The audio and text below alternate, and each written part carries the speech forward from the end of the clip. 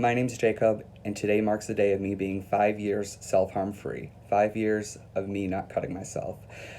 People cut for many different reasons, trauma, abuse, all sorts of different things, and um, I dealt with a lot growing up, a lot of, abuse and trauma. It affected me, and I turned to a lot of different vices, and none were beneficial. One of them was cutting, and I still deal with a lot of, I'm working through shame and everything, not feeling ashamed because of my scars and everything. It's a process. It's something that's taken me a long time to be okay with, and I'm getting more comfortable.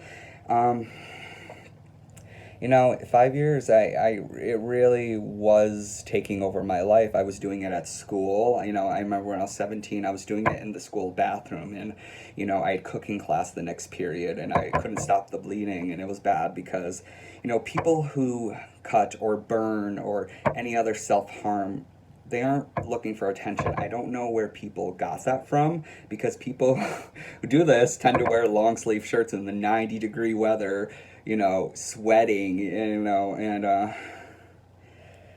people aren't proud, and it is an addiction. People don't think it is because I used to feel like I was going through withdrawal symptoms, because I haven't cut myself, like an addict, it is an addiction. People don't see it like that, people are coming around and realizing mental health is a serious issue, and I'm here to talk about, self-harm was a serious problem for me. I would carve words into my, legs and stuff, faggot, worthless, ugly. I felt really bad about myself because people around me were treating me poorly, and, I was being bullied, I was being abused at home, and I've written, poetry books about this, not trying to self-promote, but, poetry helped me a lot through those times, get me through those dark times, helped me understand what I was feeling, and putting those books together. Now I'm 24, I'm not 15, 16, 17 anymore. I've come to learn more about myself and, what I was feeling. And, it's, I go to therapy, I take medication, and I was without my medicine last month, and it really took a toll on me. I was very depressed, and I realized, I do need help with medication. It does help, and I'm okay with admitting that medication is what's going to help me get through life, and I think that's not a bad thing. I think we all need to know our limits, and we all need to understand, who we are and what is beneficial to us. And I really want people to open their minds about cutting, and if someone is doing it, reach out and know it is a very serious thing, and don't just ignore it. It's 5 years. I really didn't think I was ever gonna stop.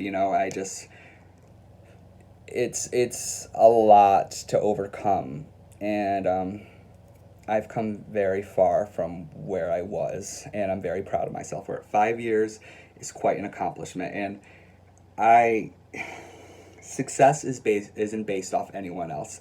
If you have hurt yourself, if you broke an addiction such as drinking and so forth, whether you're 1 week, 1 month, 3 weeks, 3 months clean, it doesn't matter. Success isn't based off anyone else.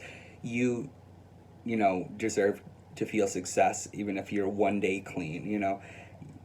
We People who are addicts need to give themselves more credit, for overcoming demons.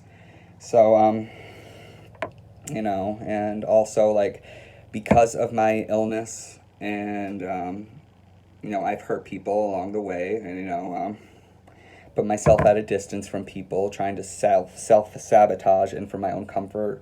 And I apologize to people who I've hurt, and just know that everyone who I've crossed paths with hasn't left a mark on me, and I I just it is crazy to think about 5 years. I'm very proud of myself, and I'm trying not to be ashamed to talk about it, you know, and I'm working on it, and that's why I'm making this video. Thanks for listening.